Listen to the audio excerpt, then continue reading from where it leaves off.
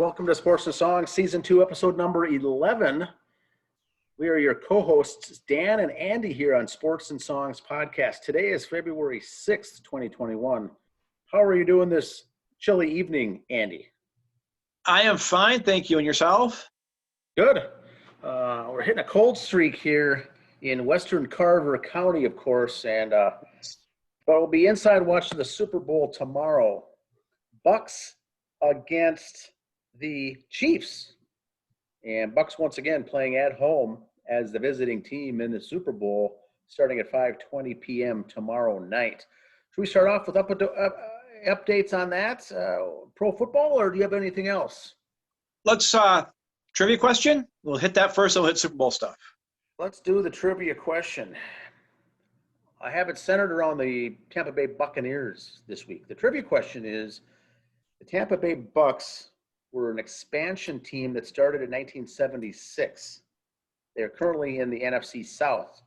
But for the first year they were in existence, they were in a different conference and division. What was that conference and division? Remember, this is back in 1976 now, so I don't think many people will know that. But that's the question for this episode for trivia. A couple notes I got about Super Bowl stuff coming up. I don't have them all listed down, but there's been 8 different quarterbacks who've won Super Bowls, almost had baseball careers. John really? Elway off the top of my head. John Elway was one. Matt Castle's actually in the 1994 Little League World Series. There's a list of other quarterbacks who could have played baseball, but the 2 that are in this weekend, Patrick Mahomes, when he was in high school, was drafted by the Detroit Tigers. And Tom Brady was actually drafted and had a little minor league stint with the Expos. He did? I didn't know that. So what The could have been? Expos. Really? Tom Brady, the GOAT. If you kind of do the math, I wonder if him and Randy Johnson could have been on the same team with the Expos. What a! But Pedro Guerrero. Yes, big man. We mentioned 3 Gopher players who were playing the Super Bowl last week. Forgot to mention we do have 3 guys in the Super Bowl that are Minnesota high school graduates. And they all play for Tampa Bay. Again, Johnson, like we mentioned last week, he went to the U. He graduated from North Community in Minneapolis, 2016, wide receiver. At tackle, Joe Haig from Brainerd, graduated Brainerd in 11, and also went to NDSU. There's a double dip there. Bison and a Warrior, now playing for the Buccaneers.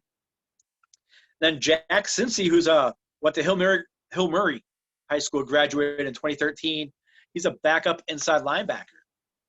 Okay. You'll see some Minnesota names there a little bit. Let's just talk about the elephant in the room, our picks for the big game. I'm not one to shy away from outside the box. I got Kansas City winning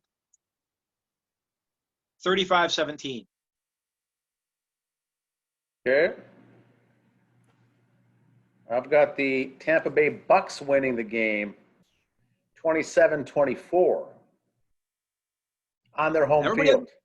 Everybody has those close games. I got Kansas City winning by 18. Throwing it out there. Which could be the case. I wouldn't be surprised with that at all. Never know. We'll have to see. But getting to the regular format of the show, we'll start with some high school rankings here. Okay. Most of our rankings do come from Max Prep Sports on their website. They do it all based on analytics. They do overall state rankings, then by class. One thing they also have is their national rankings for the high school. And for boys basketball national, coming in at number 7 is Minnehaha Academy, nationally. Number 7, according to Max Preps. For the states overall, we got Minnehaha Academy first, Caledonia second, and Breckenridge third. Class A, Nevis is first. Class AA, Caledonia. Class AAA, Minnehaha Academy in Minneapolis. And in 4A is Chaska. For the girls, state overall, top 3, they got Hopkins, Belgrade, and Minnetonka. The class breaks down breakdowns are Class A is Belgrade. Class 2A is Virginia, with Glencoe Silver Lake coming in second. 3A is Wilmer. And 4A is Hopkins, with Minnetonka second, Robbinsdale Cooper number 3. Volleyball, statewide, Wayzata, Minneota, and Monticello.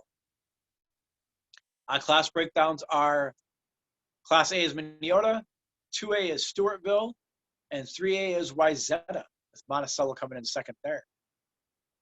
The rest of these are going to be based off the Star Tribune, the Minnesota Prep section. Boys hockey, 2A. These are as of January 27th. So the last games were as earlier in the week. So if games have been played this weekend, things could have changed. 2A, top 3, we got Maple Grove, Benilde St. Margaret, and St. Thomas Academy third. And 1A is Hermantown, Gentry, and Warroad. Not a big shocker seeing those 3 teams up there. Girls hockey, 2A, Andover, Edina, and Minnetonka. Top 3. 1A is Warroad, Chisago Lakes, and Breck.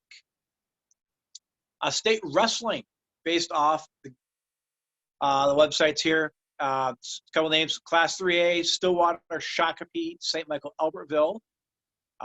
Laconia coming in 7th, and Bemidji 8th.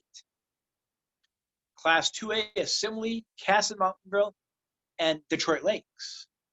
With Tri-County United coming in 11th, and Scott West at number 12. 1A, Long Prairie Gray Eagle, Browerville, number 1. Atwater, 2. So those are some good names up there. Also on the site, from openmat.com, they have 11 Minnesota wrestlers are in the top 10 nationally in their weight classes. The 106-pound class, Tyler Wells from Princeton is at number 3. At the 113 weight, Jor Volk of Lakeville North is number 6. And Blake West of Shakopee at number 10. 132-pound, Derek Cardinal, Forest Lake, number 9. 138, Reed Valentine of Stillwater at 5. 152-pound, Ryan Skoll of Simley, number 3. And Kyle Swenson, of Wayzata, number 8. 160-pound, we got Hunter Linden of Stillwater, number 7. 182, Bennett Berg of Casson Mountainville, number 10. 195, Gavin Nelson of Simley, number 7.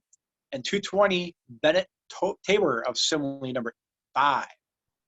So a lot of congratulations. Those guys make the national list for high school wrestling. So, NCAA rankings. Again, these were earlier in the week. We're doing this on Saturday night, so some games have been played.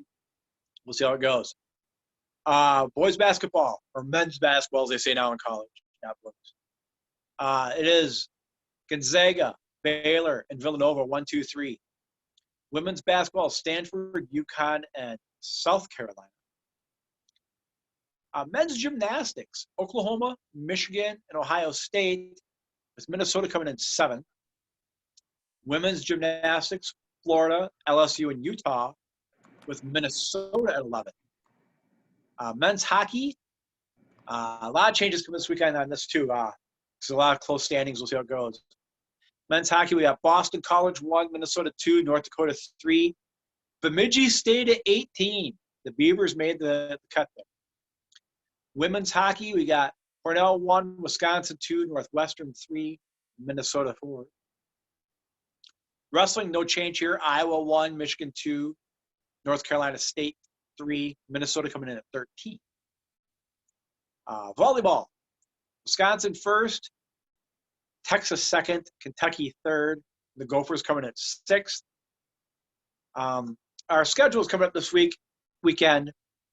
I figured these out on Thursday, so some games have been played, so I'll update as we go along. Gophers are currently 11-7. They lost to Rutgers the other day. Their next game is Monday against Nebraska, then the 11th, Purdue, here also at home. Women's basketball 5-8. They were supposed to have a game the 4th against Michigan. That was postponed. So our next game is Monday with the Ohio State, then Illinois at Williams. Men's hockey. 15-4. They lost yesterday to Wisconsin, and they're playing tonight. I do not have a score. I think they just started about half hour. Women's hockey 9-5. They lost 3-4 to Wisconsin yesterday in overtime and are playing again tonight. Men's gymnastics 0-1, and they have a meet today against the Ohio State. Women's gymnastics fell to 2-2. They lost to Iowa earlier today.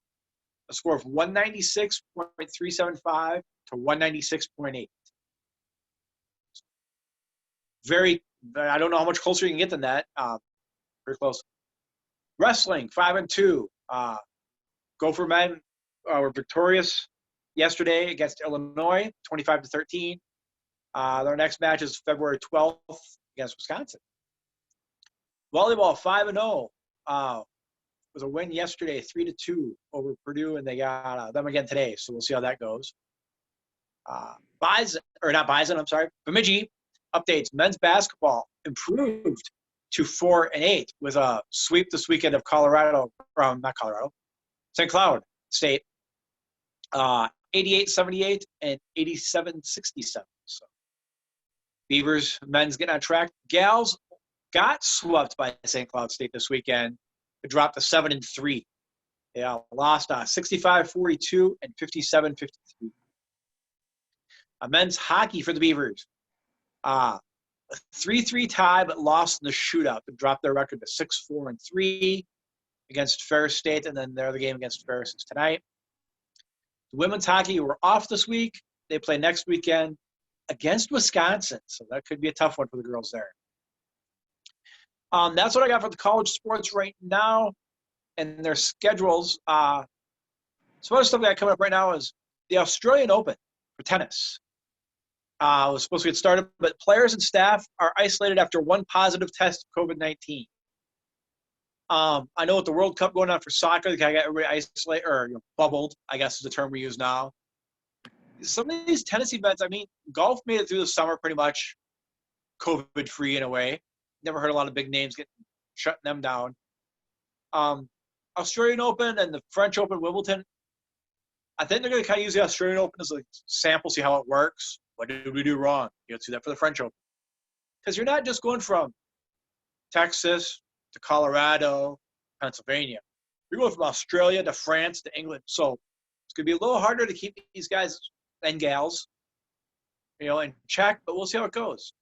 So the Australian Open, those of you who follow tennis, might be a little tweaked on that. They're kind of working it out this week. But I'm pretty sure they'll get it done. Baseball news. I got a couple news notes here. The Angels, California Angels, have suspended ex-Mets manager Mickey Callaway after 5 women accused him of aggressive lewd advances. When Mickey was with the Mets, when he interviewed for the job a few years ago, some of these allegations had come up. The Mets did their own internal investigation like most teams do when they have these allegations. And they found nothing to be of alarming to them in the situation. Now, were they looking at blind eye because I wanted to get a guy? Was it a he said, she said, and they're just a baseball team. They're not the court of law, so not going to dig into it. So it's kind of let it go. Well, I guess more have opened up now. The Angels have let him go or suspended him. We'll see how that all works out. We talked about it last week with the Mets front office guys where they send pictures to people and their texts and that. I don't know what it is with celebrities in general. I don't care if you're a movie actor or baseball player or singer or whatever. They think they can get away with it or if just what? I don't know. But maybe there's, since they're a celebrity, more people are looking into it. I just hope Mickey, if he gets this cleared up one way or the other. If he did do it, then pay your price and go on. If not, let's clear it up, clear his name and go. So we'll see how that goes. WCHA, women's hockey, has announced their 2021 final face-off. So it kind of be 4-team, regular bracket, 1 against 4, 2 against 3. They call it the final face-off this year. And it's going to be in Bloomington. The first games will be held the 6th and 7th at Ritter, then couple days after the championship game. Flow Hockey TV, FLO hockey.tv will have the games. If you're interested into watching that. I'm gonna we started this last week, a bit where we call my soapbox, Andy's soapbox. Here we go. Here's my soapbox. A guy I watch a lot on Fox News, Marcellus Wiley. Speak for Yourself is a show on FS1. And he kind of had a good point this week, applauding him. I agree with what he says, and I'm going to kind of elaborate a little more my point of view on it. Marcellus Wiley called for separate transgender category in school sports after the Biden order. Marcellus basically said in a quote, he says, as a father of 3 daughters, a husband of a former collegiate athlete, this hits home in a special way. It's time to create a separate transgender category for competition. He lists one example here of what's the guy person? Craig Teffler. Men's track, 2016, he was ranked 200. 2017, he was ranked 390. 2018, transitioned to a female. 2019, wins the national championship. This was one case. Maybe not saying all transgenders turn around and win the championship in the other sport. But here's a perfect example. A guy goes from number 390 to 2 years later, win the national championship as the other sex. Does transgender need to be its own category? Not maybe right away, but it is something we got to look at, I think. I feel bad for these other kids in the sports where this is happening to them. It's kind of like bringing in a ringer. You're on the junior high school team, but, oh, well, Timmy, who's 19, never finished 7th grade biology, so he's going to be on the junior high team this year. You know, is it kind of that way? Kind of, you know? But should the transgenders be able to play in the high school sports? Sure. I got nothing against that. But let's make it an even playing field, though, too. We used to kid around, I know our age group, our genre, used to kid around about the East German women's weightlifting team, you know. They had a better beer than the hockey players, you know. Okay, that was just kind of the standard joke back then, ha, ha, ha. Well, now it's kind of becoming real. There's got to be some kind of, I don't know how they could level the playing field. They give them their own category. They have to, kind of like when you transfer schools in college. Okay, you got to be this sex for 2 years first before you participate. I don't know. Something I think needs to be done to kind of make it fair for everybody. Because to a point, what fun is it to come in and walk away with a championship like that? I'm glad my kids aren't in high school sports anymore. They have to handle this and deal with this. Because I'm pretty sure I'd be sounding off differently. But my son played soccer for a little bit. My daughter was in dance. I don't see it being an issue in dance. Not saying guys don't dance, but I'm just saying that's pretty level right there anyway. When she danced competition in the studios, there was guys who danced there, and that was fine. That was one sport where they were pretty even anyway, so couldn't have been an issue. Some sports like soccer, and that we've even talked about it. If a woman wants to play professional football, go ahead. I got no problem with that. Or baseball or basketball. They want to mix in and play with the boys, fine. But when you're the transgender like this, okay, that's something different now. You're kind of, that's not the same.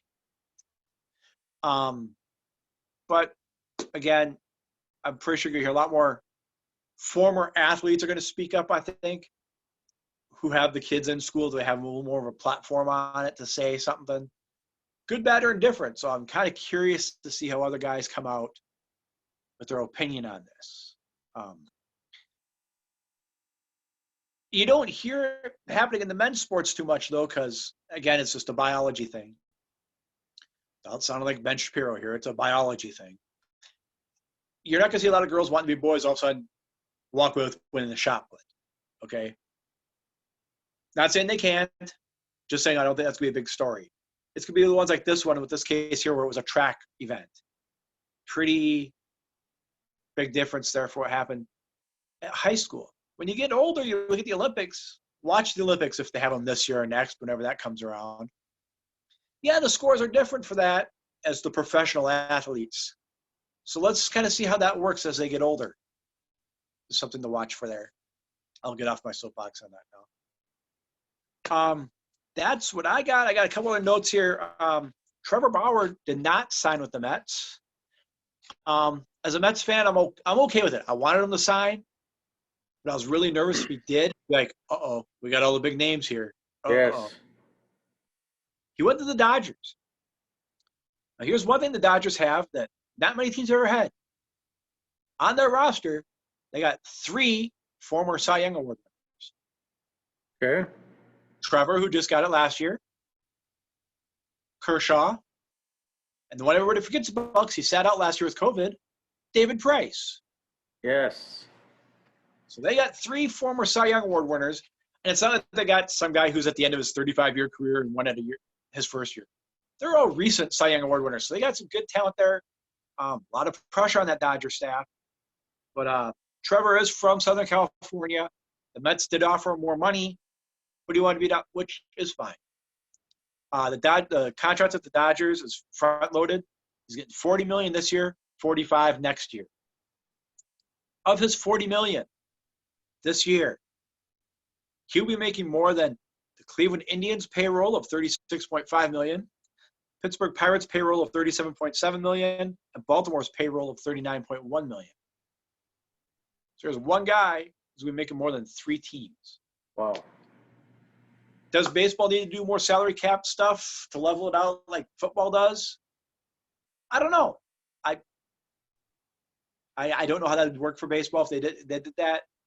You couldn't change it overnight, of course. It had to be in the next 5 years, we need to scale this back to profit share, which in a way, baseball does have that. These teams just get fined a big fine for it. When you're a team like the Dodgers, the Yankees, the Mets, the Red Sox, you got that bankroll to do that. So it's really not hurting them. Wait a minute. If I sign a more expensive player, I just got to pay a fee for it? Okay. And that's what they're doing.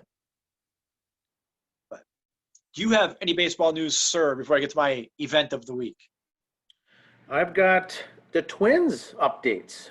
Major League Baseball, Minnesota Twins, a lot of signings and things here in the last week that I'll update the listeners with today.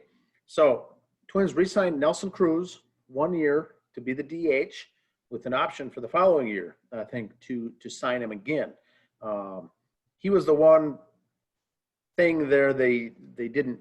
I think they were wondering what to do with there. They've got a lot of guys that can play potentially the DH this year and fill that role. And now for $13 million, they're bringing Nelson Cruz only to do that. And he is mainly, I think, from a chemistry of the team, the clubhouse, the leadership, the veteran, and the young guys looking up to him as a role model is mainly the reason they brought him in. Yes, he's old, but he's in fantastic shape. He can hit the ball, crush the ball. But I think it's what he's also bringing to the clubhouse is what they're going to do with him. Now, also this week, Alex Colomé, Twins sign, big name. Ian Hamilton, just today, Ian Hamilton and Sean Anderson, 2 lesser-known names, but relievers. Hamilton for the Phillies. I think Anderson from the White Sox. Or no, he's from the Giants. The Giants.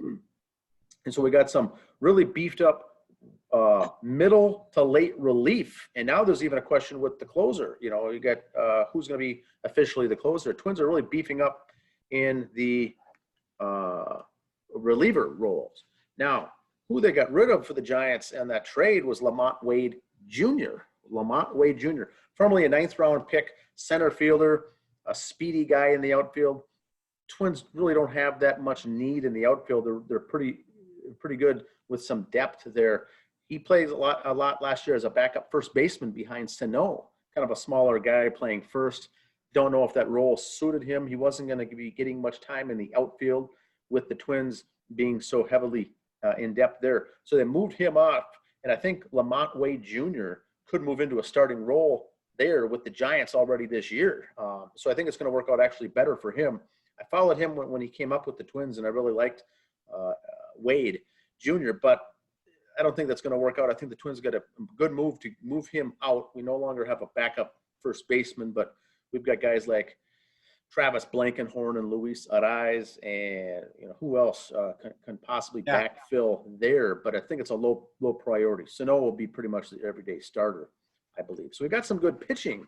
Now I think Odorizzi, we still don't have the answer on him yet, which could come now this week. And Twins are kind of lacking for cap space now with the salary with all these big names that we got. So that'll be interesting, but I think they're getting close. Now, Andy, just to let you know, 3 weeks from tonight, the Twins play exhibition against the Tampa Bay Rays. Game 1 of the spring training. 3 weeks from tonight. So the countdown will be on. You've been mentioning February 14th. Is that pitchers, catchers report, or is that the Rex? Yeah, that's pitchers, catchers start. Not for all teams, but some. But that week. So they're already, we're going to get hot and heavy here in the next couple of weeks with baseball. Rosters getting finalized, people packing up for spring training and heading down. Now, I've also got college basketball. I've been following UConn Huskies women's this year. A lot of the posts on our Facebook page is coming from me. After following Paige Becker's the number 1 recruit in the entire country last year. She went to UConn as a true freshman, not a redshirt. She is starting and now putting up some pretty decent numbers and statistics and everything else. And so it's not looking like it's not going to slowly phase her in to get part of the program there. She's an everyday starter and actually the team leader right now in her freshman year. It's almost unbelievable to watch. When you get a chance, for the listeners out there, many times I'll post links to those games or to the viewing for the highlights or the actual games themselves. Try to watch, even if it's just a first half or a second half, watch for Becker's number 5 in a Husky uniform. It's almost amazing to watch someone here. She came out of Hopkins as a number 1 recruit in the nation, graduated last year from Hopkins. Now, switching gears, Hopkins, who's been also huge for recruits, they didn't drop off after losing Paige Beckers this year. They have a starting 5. Get this. They're starting 5. They have 2 juniors that are ranked number 1 in the state of Minnesota for girls basketball and number 3 in the state of Minnesota for girls basketball as juniors. They've got 2 sophomores that are ranked in the top 5. Currently number 2 in the state of Minnesota and number 3 in the state of Minnesota for sophomores in the state of Minnesota. And those are sophomores. They've got a freshman ranked number 2 in the state. The second best freshman right now for the class of 2024 is on Hopkins. 5 of their starting 5, they have no seniors this year that are even ranked. But their entire starting 5 of underclassmen are top 5 in the state of Minnesota. So talk about a whole nother level. So watch those guys as well. Anytime you get a chance, when you listen to Andy's rankings, watch out for Hopkins. Girls basketball Hopkins, they're just unbelievably talented and the depth of how far deep they go. And those guys are all going on now to D1 colleges in the future. But that's all I've got for sports. Get back to the Wade Jr. thing you're talking about. I think when they inked Cruz, that kind of sealed his fate. Because Cruz is going to be that player manager, unofficial player manager. He's going to take Sano under his wing. He's going to help not keep him in check because he's a wild child type thing, but here's how the Major League Baseball works. Here's how you be a professional, things like that. Here's how you get out of a slump. Here's how you don't get out of a slump, because that's where Cruz is going to be real big, I think. He's going to be able to help be that player manager for not only Sano, but some of the other younger players coming up. And that's the thing we need to keep a veteran. If you look at the 2 years the Twins won it, you had to get that veteran to get him in there. What was it, 87? We got Don Baylor at the end of the year, just kind of rallying the boys. Hey, I've been in the playoffs. Here's how it works. Chili Davis was a nice – we got Chili Davis. Don't bring your glove, Chili. You're going to be our everyday DH. I think that's kind of what the Twins are looking for the last few years. They've had Nelson Cruz. You're our DH. Don't bring a glove. Don't just throw it away. Don't pack it. Nothing. You're not going to need one. And that helps. That's going to help the teams come up to line up. Nelson could get most of his games in this year playing just DH. Sano will probably fill in for him at DH his days off just to keep his bats going. Like I said, we got backup first baseman by committee on our team, so we'll be okay there. And remember, we still have Josh Donaldson playing third, who didn't have a particularly good year last year with on and off Right. injuries, but he's a former American League MVP. Right. And home run hitter. Once he gets going, he's going to be good as well. And then down the road, because we signed him for 4 years, this is his second year in the 4-year deal. He'll be playing third base for sure. But either in the next 2 years, if they need to, when Nelson Cruz rolls off, there could be your everyday DH right there. You got Donaldson to play third base or DH. So you got the next 4 years kind of locked up, I think. Next 3 years, I should say, at the DH position. So Twins will be fun to watch this year. Lots of good starting pitching, lots of middle relief and late pitching in the bullpen. And defensively, they're saying the Twins could be one of the top teams in the entire Major League Baseball from a defensive position category. I've seen them in a lot of reports pick to win the division again. So Okay. we'll see how that goes. Well, 3 weeks from tonight, we'll have our first update on our first results of spring training. Games Grapefruit begin. League. Yes. Cactus League in Arizona, Grapefruit in Florida. Should I go The on event- to the trivia question? Yes, before I do the event, trivia answer. Trivia answer. Question was Tampa Bay Bucks came into the league in the NFL as an expansion team in 1976. They played all their years subsequent in the NFC, either the Central or now the NFC South. But the question was, what league and division were they in the conference the very first year they came in? The Buccaneers were in the AFC West. The AFC West for the Buccaneers. I don't think anyone would have gotten that right. In fact, that surprised me myself because I did not know they played their first year in the AFC West, traveling cross country for every conference and divisional away game across the country. So then they got situated more into the NFC. Now they're in the South where they belong. But I did not know that 1976 they were in the AFC West. That's all I've got for the trivia. Remember when I was younger, then the Atlanta Falcons used to be in the NFC West. Oh, I think they were also as well. That was Back another. in the day. Yep. And then yep. Yeah, the Falcons were another team like that. And then they got things lined up with the realignment. And Tampa was in the north, so it was fun watching Tampa and their uniforms was go always Green Bay and Minnesota cold. in the north. Yeah, but was the Central originally? Yes, right. Yeah, the Central. Which was funny. The Bears, Vikings, and Packers always played down in Tampa early in the year, but Tampa had to come up here in December all the time. It's like, that's not fair. Anyway, So that's what I got for sports. Do you have event of the week coming up? Yes. As we're recording this Saturday marks Duke, North Carolina game for men's basketball. This will be the first time these two teams have met since February 27th of 1960, where neither one were ranked. Oh, really? So 1960. February, yeah. So the Carolina-Duke rivalry, as they call it, it's been going on for years. Tobacco Road is the road they call between the two schools that are back and forth. It started, their first meeting was January 24th, 1920. North Carolina won that game 36-25 against Duke or Trinity College. They've met 252 times. Carolina leads the series all time, 139-114. Largest margin of victory for both teams. North Carolina's largest margin of victory is 37 points back in 1921. And Duke's by 35 points. That was back in 1964. So since 64, they're pretty close. The longest winning streak was Carolina, 16 games, 1921 to 28. The current winning streak going into tonight, Duke with 3 games. The two teams have won. One of the two are almost always in the Final Four, it feels like, for basketball the last 15 years. The two teams who have never met in the NCAA tournament, oddly enough.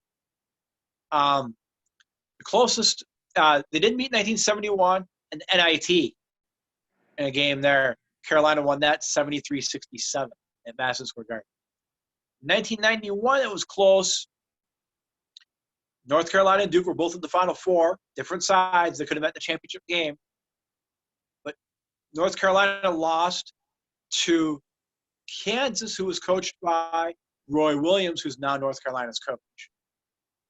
So a little fun there. It's always been a fun rivalry watching those two. If you follow college basketball, you see how the two play. You got two schools that are that close to each other. How can you not have a rivalry? First of all, they've all had their ups and downs years, but Duke for a while in the '90s, the Final Four was almost referred to as the Duke Invitational. It seemed like, and the few times they didn't make it, North Carolina did. The games they have, the coaches have always gotten along real well because you have to. When you're that close, there's all this other stuff. The players have a friendly rivalry. You've always heard them say, "Oh, I don't want to watch." North Carolina guys say they like it when Duke loses, and Duke likes it when North Carolina loses. Like any rivalry. I don't think it's as bad as the Michigan-Ohio State football rivalry when it, as far as friendships off the field. I think these basketball players can tolerate each other off the court. I've heard a lot of Michigan-Ohio State football players. No, you don't go hang out with a Buckeye if you're a Wolverine. Football's a different animal when you got a rivalry. Basketball, you can tolerate them, you just don't admit it. I've always been I'm a North Carolina fan, but I'm more an anti-Duke guy than anything else. Because when I started following college basketball, late '80s, early '90s, Kentucky was the big schools. North Carolina, Duke they were the big three. And I've always liked the old Big East Conference with St. John's and Georgetown, Villanova, and those schools. East Coast basketball has always been a favorite of mine. I think everybody goes, well, why don't you like Duke? You just don't like Duke because they win all the time. No, that's not why I don't like Duke. When I first started really studying college basketball, end of high school, early college, Bobby Hurley and Christian Laettner are the reason I can't stand Duke. I couldn't stand those two. Just something about them, especially Bobby Hurley. Man, he just rubbed me wrong. Something about that. I just couldn't stand him. And then when the Timberwolves drafted Laettner, great. They put Laettner on the dream team. He sits on the bench the whole time and brags he's got a gold medal. He comes here and tries to grow his hair long and look like a freak doing that. I just never got into Laettner. Not saying he wasn't a good player. He was a great college player, don't get me wrong. I just never liked him. And that's the thing people forget. When you say, oh, I don't like that guy. How can you say he's not good? And I never said he wasn't a good player. I just didn't like him. Grayson Allen for the Duke a few years ago too. Taking dives all the time. I just ain't got time for that. Not saying he wasn't a good player, just not my style. I've seen the Laettner movie or documentary on ESPN a couple years ago about him. Yeah, good player, just wasn't my cup of tea. Dean Smith, when he was with North Carolina, him, Krzyzewski, had a great rivalry going. Roy Williams, let's keep that up. Great rivalry. Those are the two teams you could see play. Neither one are ranked right now, but you know what? That's still going to be probably the most popular game to watch right now this weekend for ratings because of the history. You ask any Minnesota Vikings fan. The Vikings went 2-14, and both wins were against Green Bay. Successful year. A lot of Duke, North Carolina. You only won a couple games this year. They're both against Duke, so it's a good year. That's a rivalry. And college sports is losing some of that with teams going to super conferences and TV getting in the way of cutting down conference games. I mean, the Big Ten has 14 teams. That doesn't mean we're going to play Wisconsin every year now. So you're kind of losing some rivalries. Some conferences do make exceptions, like Duke, North Carolina. I don't care how many teams are in that conference, the ACC. Those two will play each other a couple times. You have to. Michigan and Ohio State don't always play, which is kind of wrong. They should make sure that game happens every year. That's how you keep the sport strong. That's how you keep your conference strong. And it can only help recruiting because if it's a big rivalry like that's on TV all the time, free recruiting, free advertisement for your college, That's it. That's my event of the week, the rivalry game, North Carolina Duke, and just rivalry games in general. I think they're really fun to watch. So Yeah, the that's game what I tonight. got. The game tonight that they're playing is 61 years since the last time they've played each other when neither team has been ranked in the national top 25. Wow. Yep, unreal. I mean, one may have been ranked and the other wasn't, but both not ranked at the same time. Did not know that. It goes back.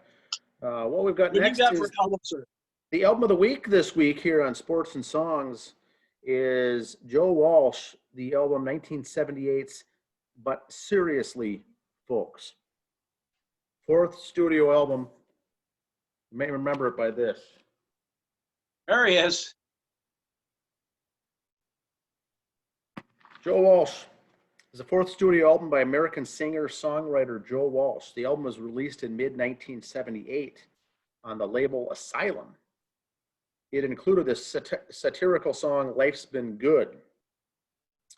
Ends up being Joe Walsh's biggest hit as a solo, peaking at number 12 on the Billboard 100. In a contemporary review for the Village Voice, Robert Christgau wrote that although Walsh has a gift for tuneful guitar schlock, most of the album's songs fall far short of the irreverent shock and jive of Life's Been Good. In retrospective review, AllMusic's Al Campbell said that the album is Joe Walsh's most insightful and melodic and captures a reflective song cycle along the same thematic lines of Pet Sounds for the early 1970s. Once again, produced by Joe Walsh, released on May 16th, 1978. Here's a track listing. Song 1, Over and Over. Song 2, Secondhand Story. You may have heard that one. And song 3, you may have heard Indian Summer. Song 4, At the Station. Song 5 is Tomorrow. Song 6, Inner Tube. Song 7's title is Theme from Boat Weirdos. And song 8, Life's Been Good. That's a longer song. It's an 8-minute version of that. Total album, 36 minutes, 14 seconds. Here's the personnel. Joe Walsh, vocals and guitars and synthesizer. Joe Vitale, drums, percussion. Jay Ferguson, keyboards. Willie Weeks, bass. And Joey Murkia plays the second guitar. So the Eagles is where this group mainly comes from, that was formed in the early 70s. Joe Walsh joined the Eagles in 1976. This album came out in 78, so he's overlapping. He did include the other 4 Eagles band members on this album as guests on various songs, backing vocals, whatnot. They're all on there, the Eagles guys. Now, we had a little bit of this talk last week, but the Eagles were one of those bands in the early 70s that were actually considered more classic country rock. Right. Country music, actually. And then they bring in guitarist Joe Walsh in 1976 to give it more of a rock and roll. Not hard rock, but harder edge. So Joe Walsh took the Eagles to that next level. After that, there was a lot of infighting with the band and the group. Because of that, many of the founders wanted it to remain country focused. But Joe Walsh was kind of the wild guy in the group. They brought him on board and then changed the flavor and got into some really good songs. But the album, once again, if you fold it out,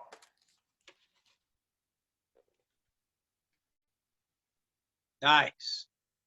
and then the inside,